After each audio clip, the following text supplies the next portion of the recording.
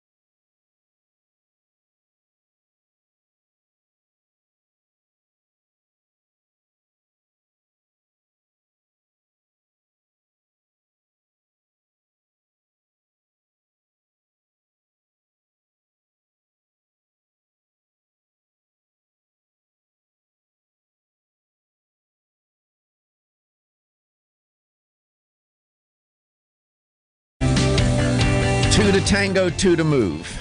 I was just listening to Vanessa. Is it Dao or Dau? D-A-U-U? I don't know how you pronounce that. I like that artist. This one song is called Two to Tango. And the part of the lyrics is two to tango, two to move. And it does take two to move, doesn't it? Can't move alone, man. Welcome back to Let's Talk Nutrition. Musician coming out of me.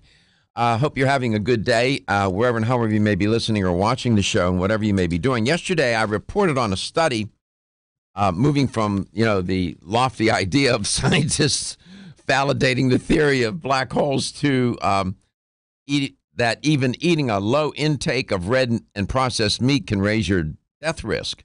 I reported on that yesterday. And sure enough, today, that was one study, and they said that red meat, processed meat that has undergone curing, smoking, or salting to alter its flavor, makes up 22% of the U.S. meat consumption. Okay, and what was remarkable about this was that there have been a lot of studies to take a look at this very issue about meat consumption. And the studies look at high meat consumption and the risk. This study took a look at low meat consumption and wanted to see if there was a risk. And the study was published in the journal Nutrients and showed that there was an association between the consumption of a combination of red and processed meats and a higher risk of both total and cardiovascular disease deaths. Okay. Now, today, out of Harvard T.H. Chan School of Public Health, diets that replaced red meat with healthy plant proteins in this study led to decreases in risk factors for cardiovascular disease. It's always about, see how it keeps coming up all the time, cardiovascular. The study was a meta-analysis of randomized controlled trials examining the health effects of red meat by substituting it for other specific types of foods. This was a meta-analysis of controlled trials. That's good data. And we just keep going back to it and back to it. The study found that when diets with red meats were compared with all other types of diets combined, there was no significant differences in total cholesterol, lipoproteins, or blood pressure, although the diets higher in red meat did lead to higher triglyceride concentrations than the comparison diets. Researchers found that diets higher in quality protein sources such as legumes, soy, nuts, resulted in lower levels of both total and LDL cholesterol compared to diets with red meat. In other words, plant-based proteins seem to fit well with our biology.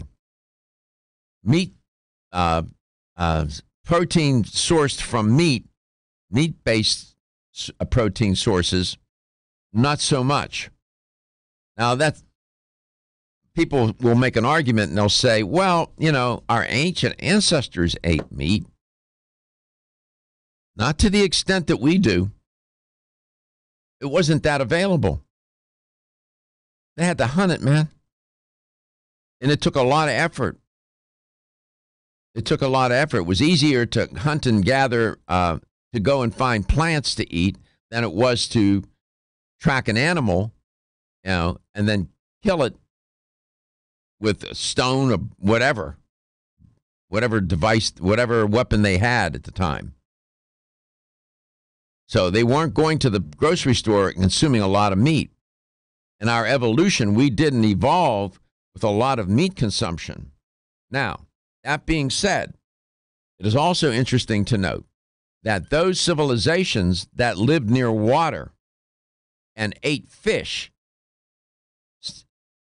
right, seafood of one sort or another, fish primarily, evolved in a way that was notable. The brain got bigger. So you know, fish is a meat, but cattle and fish are very different. I'm just saying. And these studies usually zero in on red meat. And then some studies get very specific and zero in on and focus on processed meats, these luncheon meats. And those have proven, at least the data suggests strongly, that those types of meats really are deleterious to the health of an individual when consumed on a regular basis. The study I reported on yesterday was even in low amounts. So it's one study after another. When you look at the corpus of work, comparing plant-based diets with meat-based diets across the globe over millennia, and more recently with clinical trials or observational studies or whatever, the evidence is compelling. But we do have a penchant for meat. Humans love to eat meat, especially when it's grilled and spiced up and whatnot, right? Charred. That char is, you just wrote your prescription for cancer, eating char. So these are the things we need to know. You can do with it what you will. I'm reporting and informing you. You have to make the choice. We come back, I have more. It won't be a burger.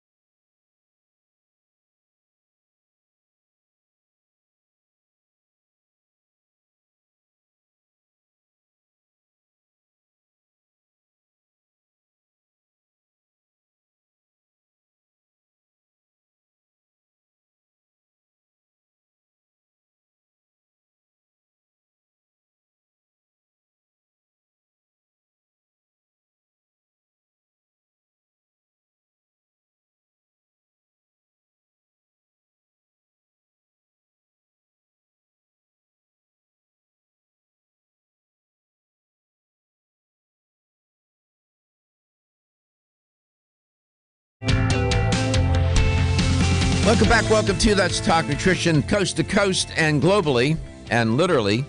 And our guests roam the planet too. One in particular, Richard Passwater. We were tracking him on Facebook. Was it Facebook, Gary? Yes, sir. And he had his face up there. He showed his face on Facebook. Imagine that. And he was in Japan. Now, I don't know if he was having a bag from sake. I don't know. We're going to find out. For all I know, he could be out of Japan and on his way to Australia right now. Richard, welcome back. Are you on a plane or where are you, man? Can't hear you, brother. It's Japanese power dinners. You're doing what? I just got back from a large dinner here in Tokyo or Osaka, Japan. Oh, you did? Yeah. What was the dinner about?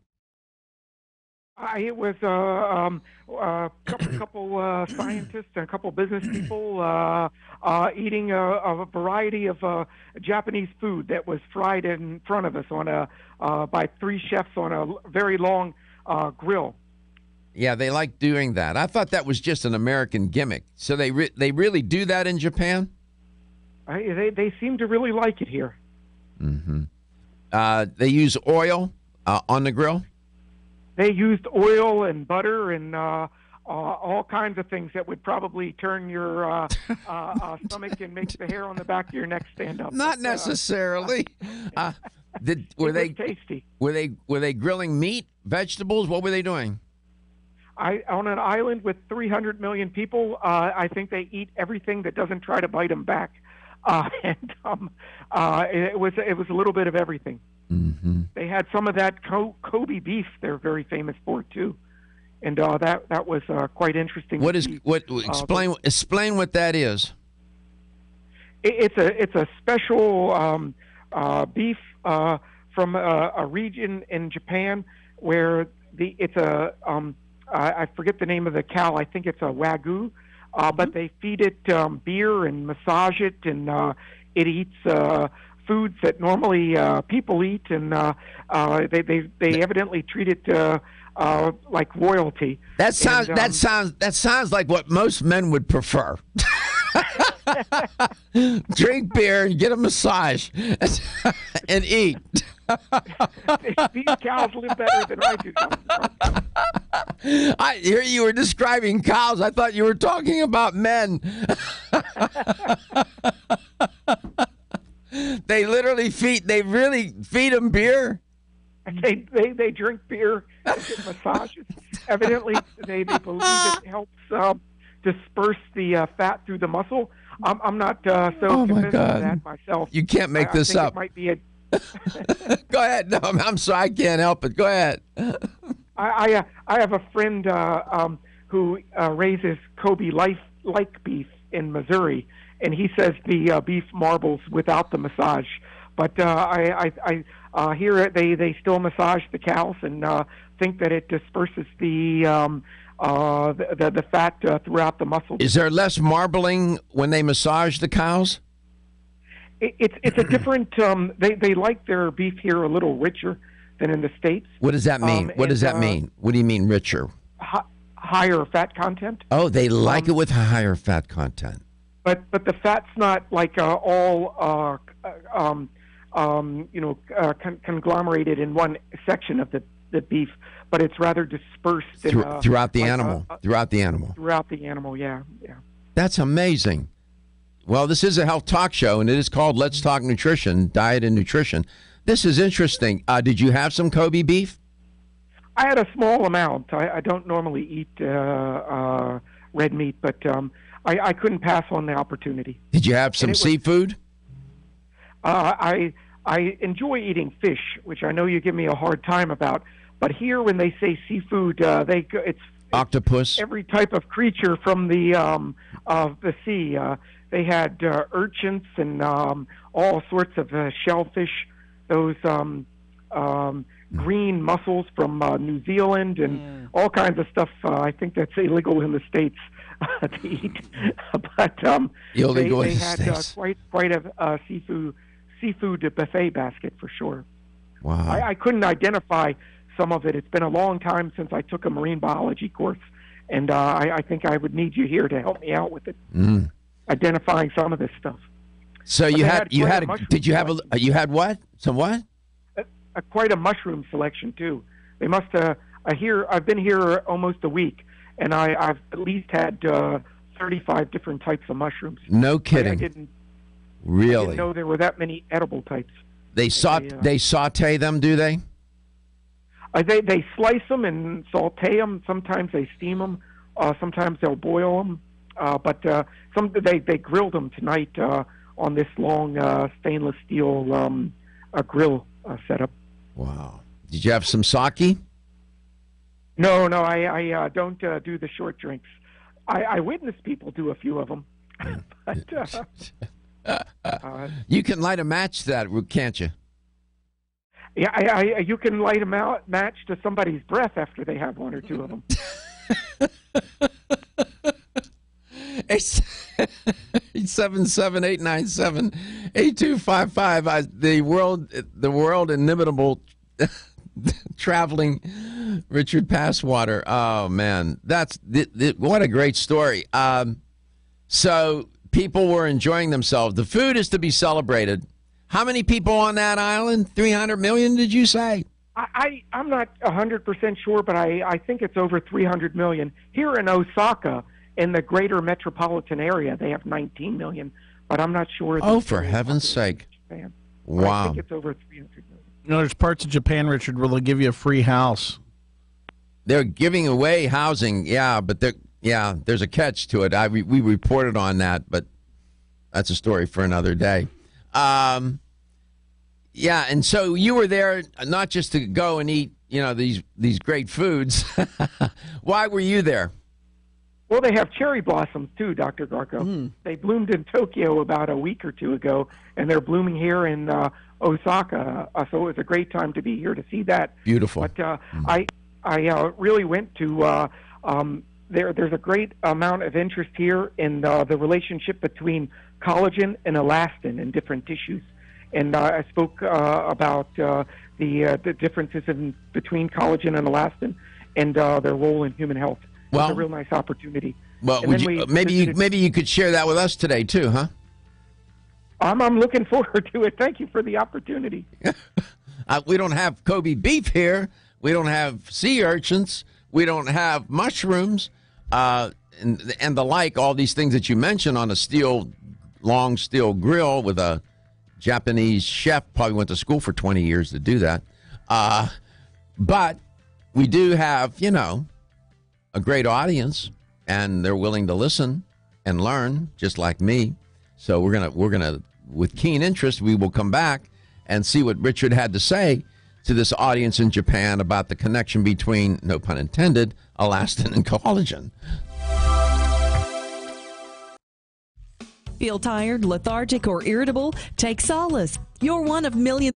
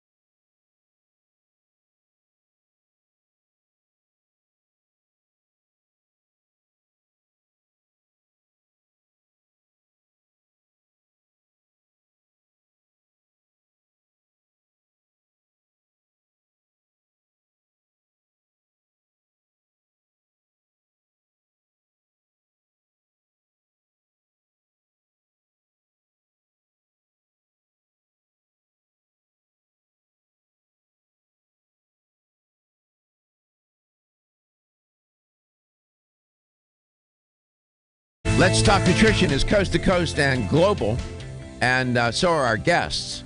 Richard Passwater is with us today, and he's calling in from Osaka, Japan. What is it, about 9 o'clock at night there, 8 o'clock? What time is it?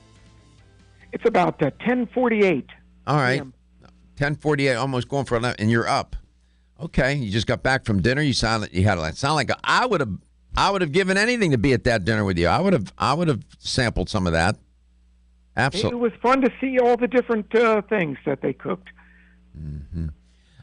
Some of them were still alive. I wasn't into that too much, but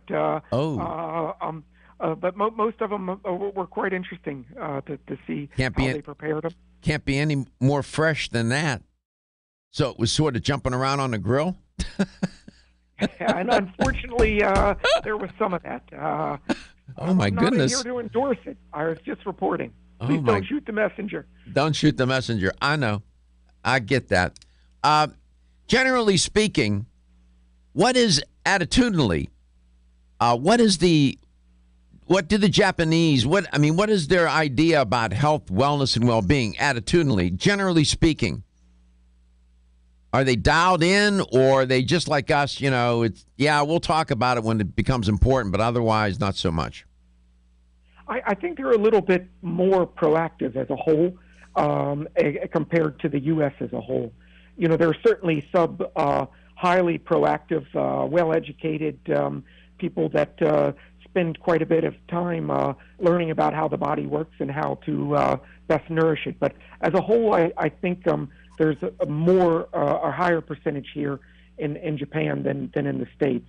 I think also living in very crowded cities where they have some trouble with pollution from time to time makes people try to eat as clean food as possible.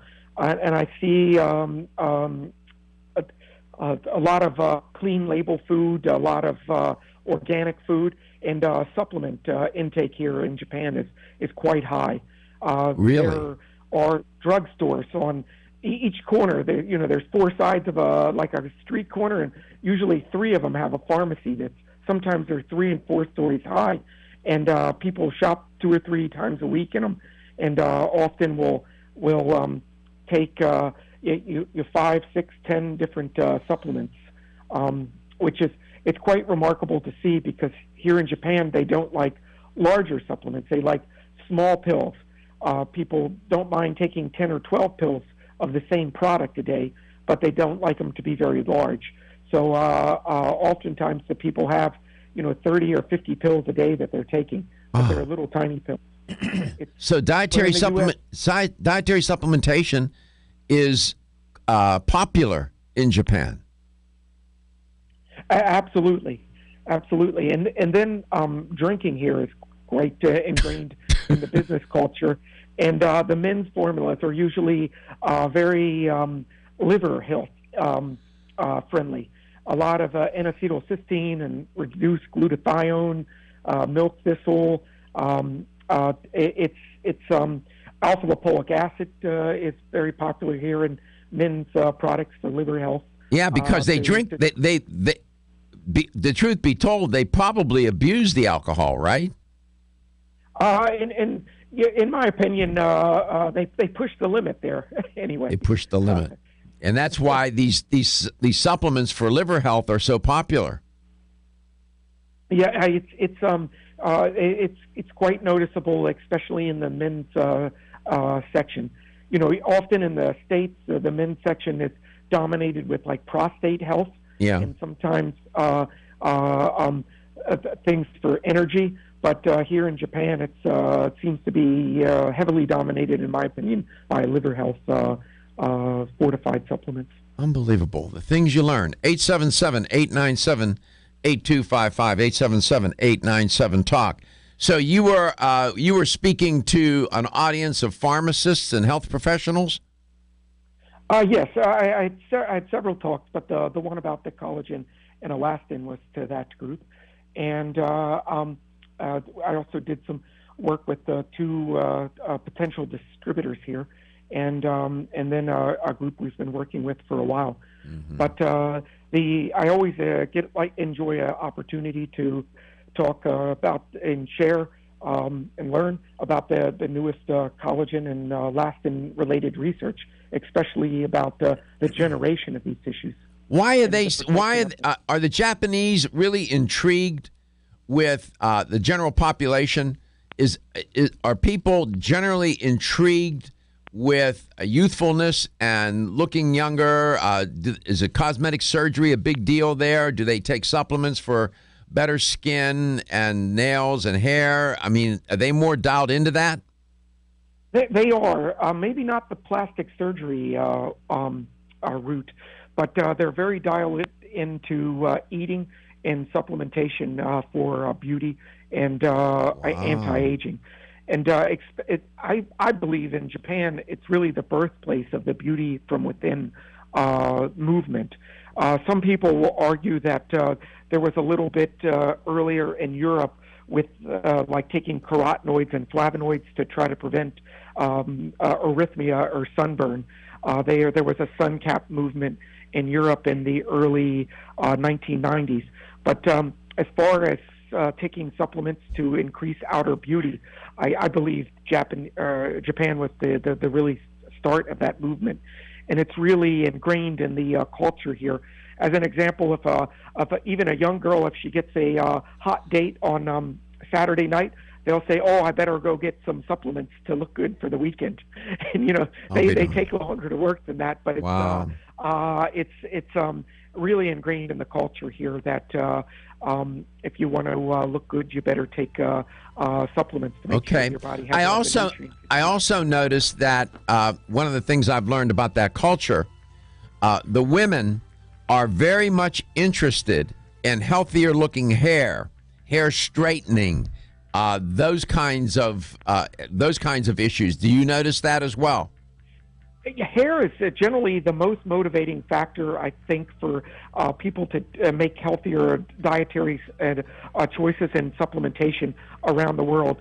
And here in Japan, they like skin radiance a lot too. It seems to be very important, even more important than in most places I visit.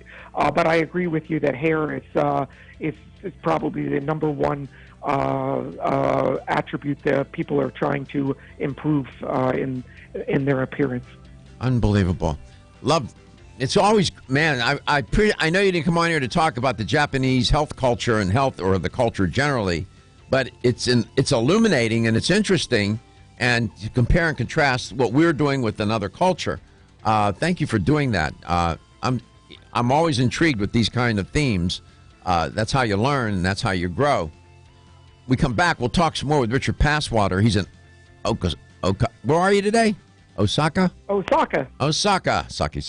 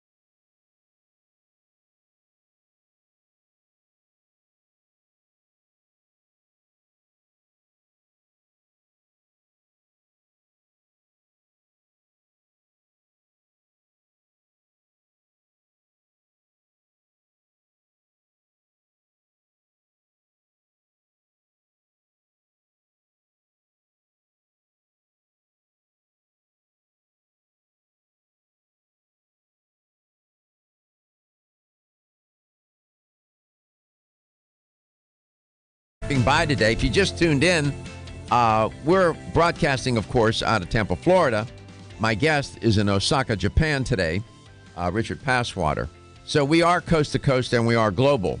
We air in various affiliates throughout the country, as I say, coast to coast, left to right, right to left, up and down. And we stream, so we get connected to all other places on the planet, literally. And we have on our stream every day, if you're watching, we get about 30,000 hits a day. We have a company that uploads this show onto 4 platforms, and people find the show. It's amazing. And I don't know if we've ever been in Osaka, Gary, but I don't know. Nope. Not at all. We have not made Osaka. No. We've made Tokyo. Yes. We've appeared in Tokyo. We've had viewers in Tokyo, but we've never seen anybody, at least the data don't, Osaka. Who knows? Maybe Richard Passwater can make that happen. He is in Osaka. It's probably past 11, going for midnight there now. He just got back from dinner, apparently. And he had a wonderful dinner. He was describing it and the food culture in Japan, as well as their ideas about health, their attitude about health and wellness and well-being. They're very much focused on, concerned about dietary supplementation, according to Richard's report. I trust his reporting. And they have pharmacies, and he was saying that some of these pharmacies are multi-story. That's where they sell the supplements.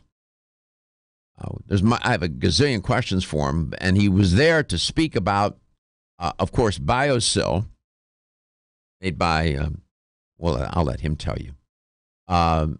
And that product is one of the best-selling in the category of health and beauty, among the best, if not the best-selling product. It is among the best, for sure, because it works.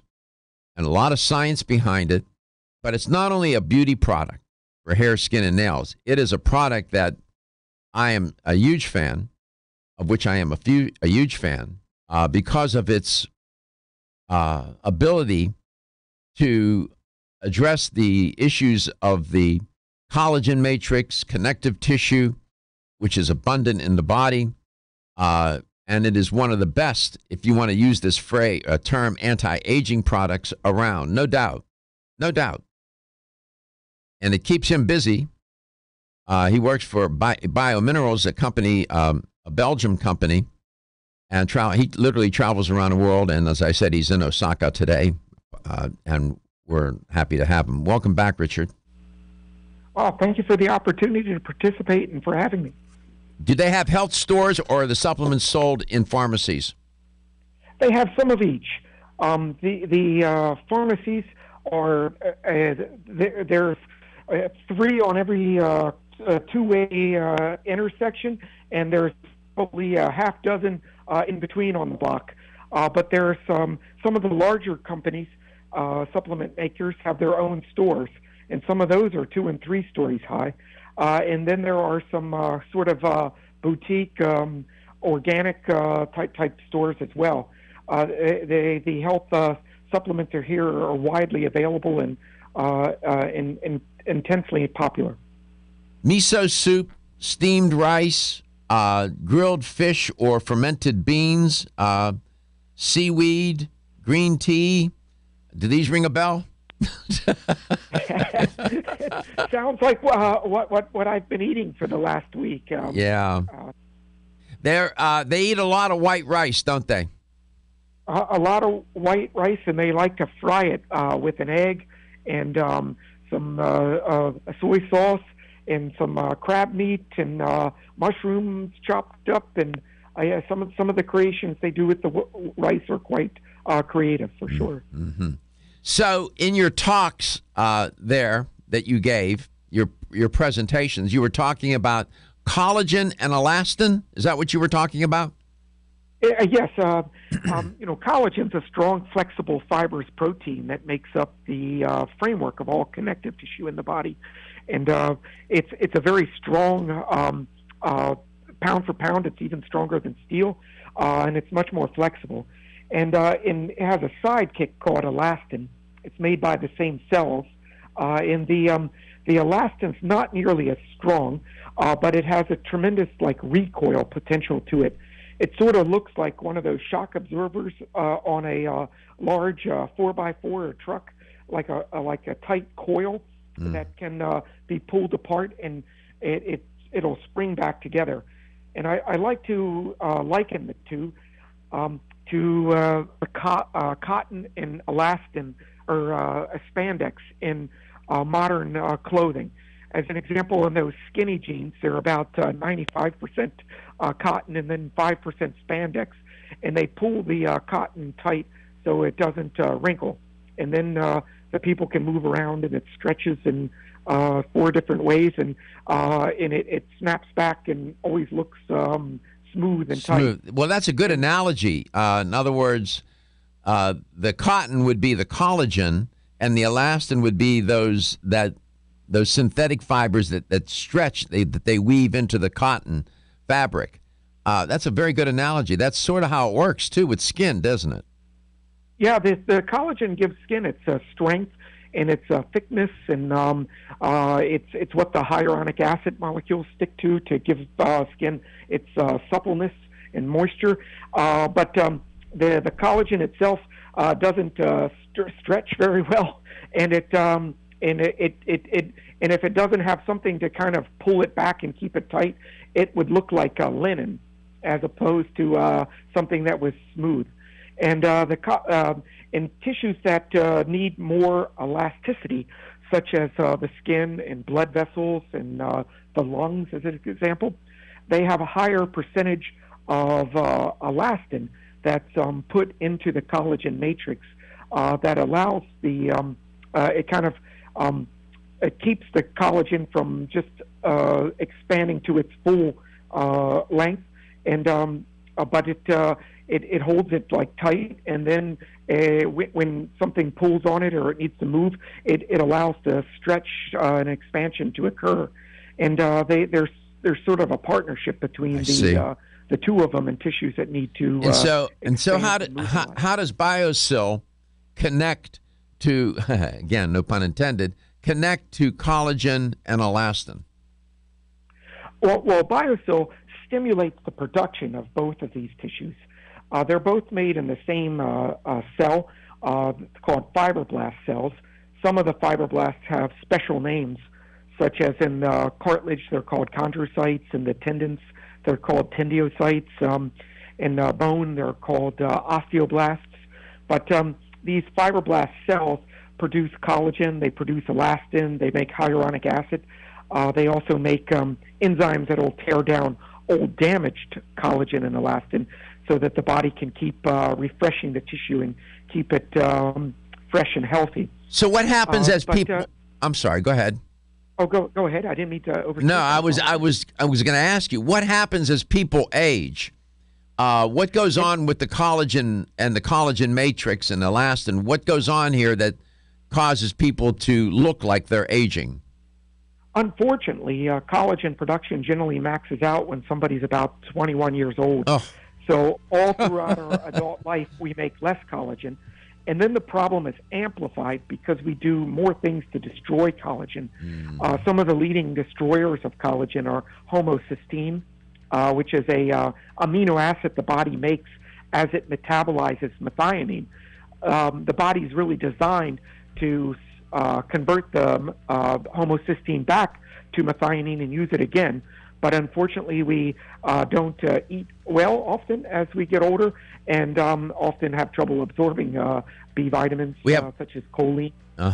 And we have also these foods that we're eating that can be highly damaging to the collagen matrix. We'll have Richard explain that.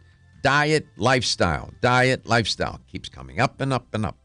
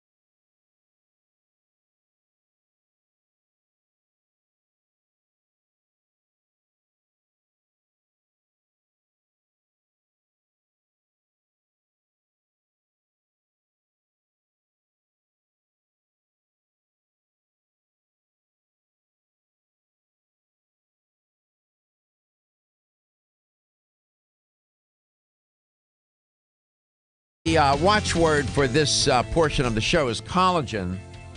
And if we didn't, biologically speaking, without collagen, your skin would thin, it would dry out, your nails would become quite brittle, and your muscles would atrophy. It wouldn't grow. And your bones would become brittle and fragile. Sounds like the aging process, doesn't it? Well, yeah, it is. And as my guest, Richard Passwater, who's in Osaka, Japan today, said that around age 21, nature being what it is, our collagen levels and our ability to synthesize collagen diminish. And it's it's cruel, isn't it? It starts awfully early. So, Richard, welcome back. You can't that's why this product is so great, because one, it's so scientifically grounded and proven, and two, given its what it does and how it does it, and the aging process, and the fact that it works, all come together to make your job a little easier in persuading people to take it and to buy it and so on, right? I would think. It's a great opportunity and blessing to have a chance to work with a product with over 20 years of research and over $15 million in research in it. I can really share information rather than have to try to sell something. And it's also fun to be part of the community, that scientific community that studies collagen, the factors, what it takes to make it, how to boost and support that, and also how to protect collagen. And it's I have a lot of fun and wake up every day thankful for the opportunity. Sure. So if you take the Greek word, which I can't pronounce in Greek, colla, I guess that means glue. Then in French, jean, and you put them together. In French, that means something that produces. Collagen is glue producing. It's a glue producing protein. It's the most abundant protein in the body, is it not, Richard? That's correct. And going from your term glue, it's really the glue that holds us together. It forms the framework of the body when it comes down to it. Dry weight of collagen, correct me on my numbers here. You may have different numbers. About 90% of the sclera, which is the white part of the eye, is collagen. 80% of tendons, 70 to 80% of skin, 60% of cartilage, 30% of bone, 1 to 10% of muscle mass. Do those comport with your statistics or your numbers? They vary. The statistics sometimes vary a little bit, but they're in line with the generally accepted numbers for sure. Yeah. So you need collagen for skin, hair, nails, muscles, tendons, bones, tissues, your heart, your brain. Yeah. I mean, it's on and on. Gastrointestinal tract. The muscle itself, like you said, was 1 to 10, but as it moves into the tendon area, it gets up into the 20 and 30%, and then the tendon itself can be 80 to 90%. Yeah, it's when the collagen starts to fall apart, one can normally see it or feel it, and unfortunately, the health of the collagen tissues is generally interrelated with one another. So you can see it in the skin, but unfortunately, the same thing's happening throughout the body. And so BioSil is not collagen. Please, I know you've done this before, but describe and explain what BioSil is. What's the ingredient and why? And it's not collagen, but I'll let you explain. Go ahead. Well, BioSil is a unique complex called choline stabilized orthosilicic acid, and it's a advanced collagen generator. It supports enzymes, which are the factory workers in the body that build collagen, and it also helps protect collagen from some of the leading causes of collagen damage. So it does not contain collagen or elastin or keratin itself. Rather, it contains nutrients in a unique complex. And some of the benefits are from each of the nutrients, and some are from the complex itself. And this compound can help your body generate its own collagen, elastin, and keratin. And it will also protect those structures. And you recently, the company Biominerals, it's in capsule and also liquid form. But wasn't there a new some adjustment to the delivery system, or no? Well, you have a very good memory. It was a real pleasure to see you and Gary at the Nutritional Natural Products Expo in Anaheim about a month ago. Almost still on that same trip. And we introduced a very small size 3. It's a very tiny capsule containing just drops of the liquid BioSil. So we now have actually 4 galenic forms. We have a liquid where you put 5 drops into another beverage. It could be water, or more preferably tea, or a juice, something with a little bit of taste to mask. I also endorse putting it into those effervescent vitamin C drinks together with vitamin C. BioSil works even better, and you can drink it that way. We also have 2-piece hard shell capsules. You take 1 capsule in the morning and 1 capsule at night for all of BioSil's benefits. And now we have the smaller capsules just filled with liquid BioSil. You take 2 of those a day. It's best if you can split it up, 1 in the morning and 1 at night. And we also will soon have on the market a water-soluble granulate, which you can take to the gym and mix with water or put into a smoothie, and it has kind of a citrus infusion taste. It has a natural orange flavor in it, but it's not an intense orange. So some people think it tastes more like... Okay. We'll come back. We'll tell you more.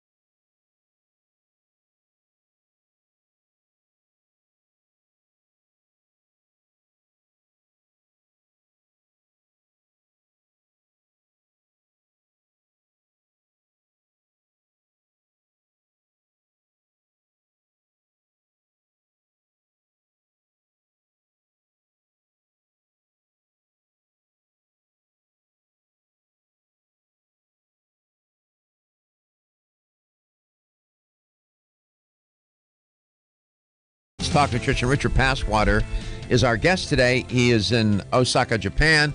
It's got to be close to midnight there after. Is that a 12-hour difference, Gary? It might be more than that. And he was there giving talks for Biominerals. That's the company for whom he works. And they are the makers of BioSil. That product is in terms of dietary supplementation, people say, well, I get this question a lot. There are some supplements I can't take everything. What can I take every day that I'll get a lot of benefit from? This product falls in that category. The benefit from it is just tremendous. All sort, when you look at how collagen is implicated structurally in the body, physiologically, anatomically, with its connection to connective tissue, it's remarkable.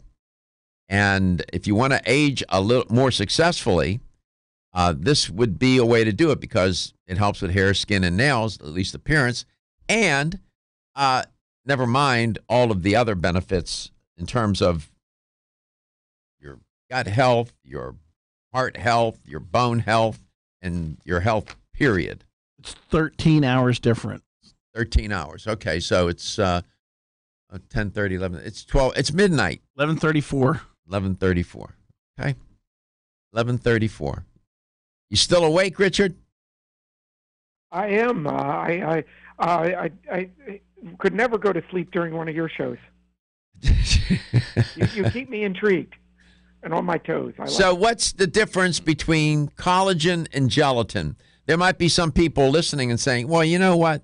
Instead of me taking that product, I'll just go to the supermarket and buy me some gelatin because that's what my grandmother and my mother used for their nails. Well, when somebody eats a protein like gelatin, their body breaks it down into the amino acids that the protein's comprised of.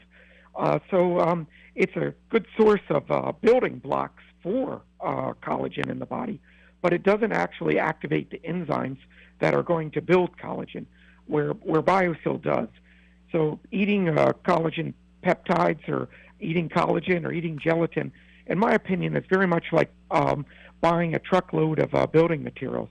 You get bricks and cinder blocks and flooring and copper piping and whatnot, but those materials aren't going to build themselves. They're very useful to have. There's nothing bad about purchasing them, but they aren't going to build themselves. Where BioSil activates the enzymes in the body, which are the factory workers that make them. Yeah. So they're sort of like the foreman that comes along and tells all the craftsmen to get off their tails and stop drinking coffee and instead build the house. Yeah, there's another thing about gelatin too. Gelatin is it's cooked collagen, and to create gelatin, these collagen tissues are boiled at high temperatures. It seems to me that would, molecularly speaking, that would break down the collagen molecules.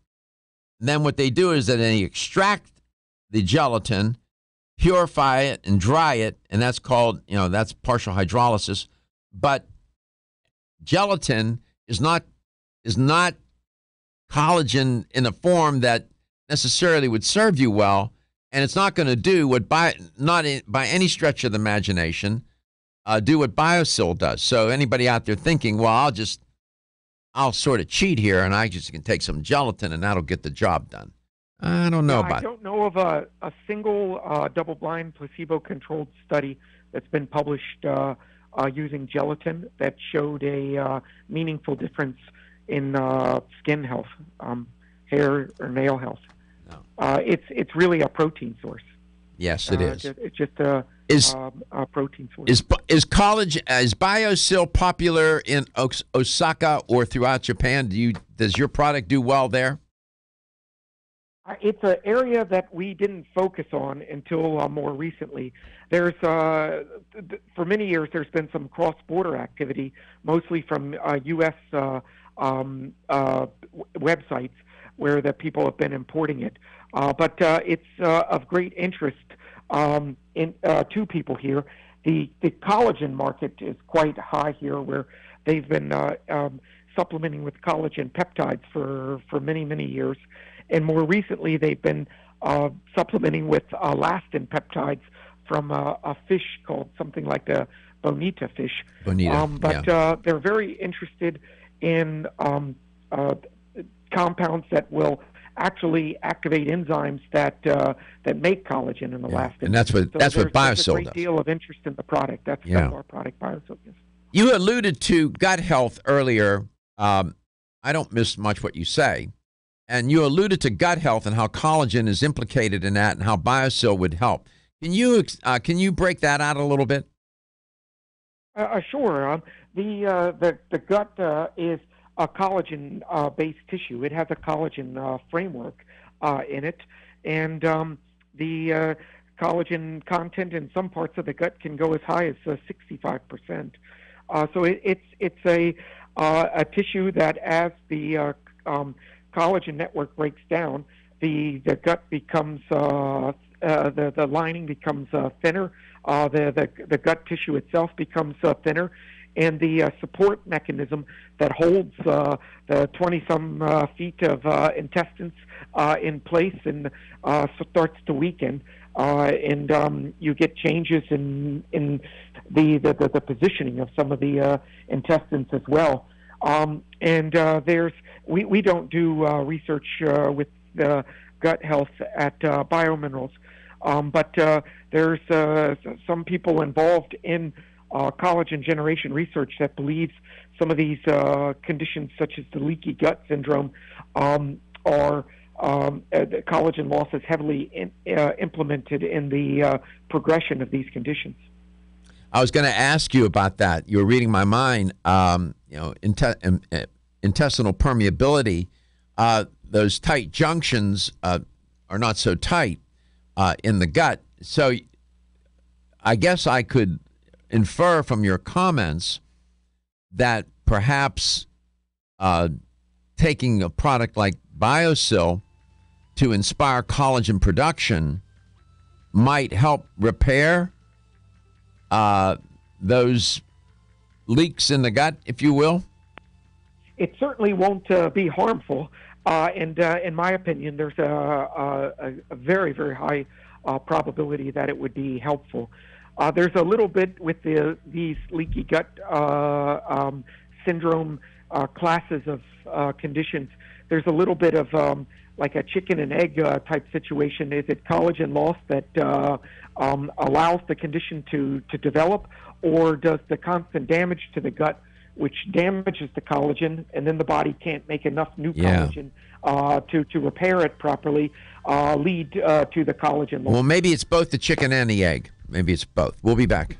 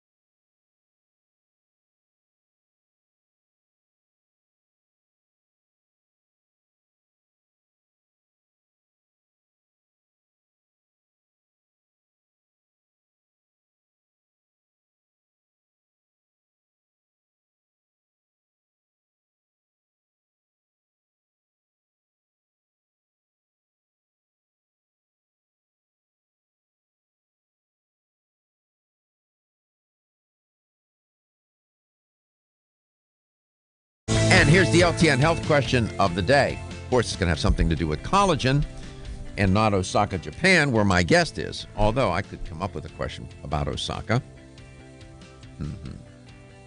Now, collagen is prominent in the body, no doubt. You hear Richard talk about that all the time. It is the most abundant protein in the body. It comprises about a third, somewhere in there, over a third of your body's proteins. Here's the question. What percent of your tendons and your ligaments in your body are constituted of collagen? What percent of your tendons and ligaments are constituted of collagen? 9%, 19%, or 90%? What percent of your tendons and ligaments are constituted of collagen? 9%, 19%, or 90%? Here's the number to call. With the right answer, you can win a $25 supplement gift card. 877-897-8255. That's 877-897-TALK. I got a question. Earlier in the week, we were talking about the ACL and would this help people that had the ACL surgery and stuff? The short answer is yes. Go ahead, Richard. I'll let you answer that. I agree with your short answer. Especially whether they had a surgery or whether they're trying to rehab it with physical therapy.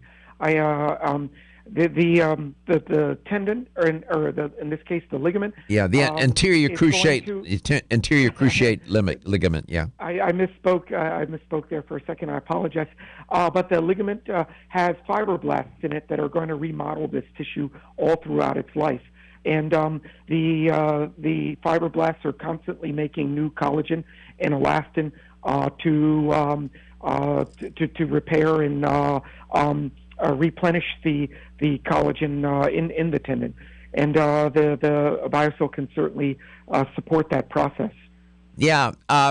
What percent of your body's tendons and ligaments are constituted of collagen? 9%, 19%, or 90%? I'll give you a little bit of a hint here. Like if you take your skin, 75% of your skin is made up of collagen.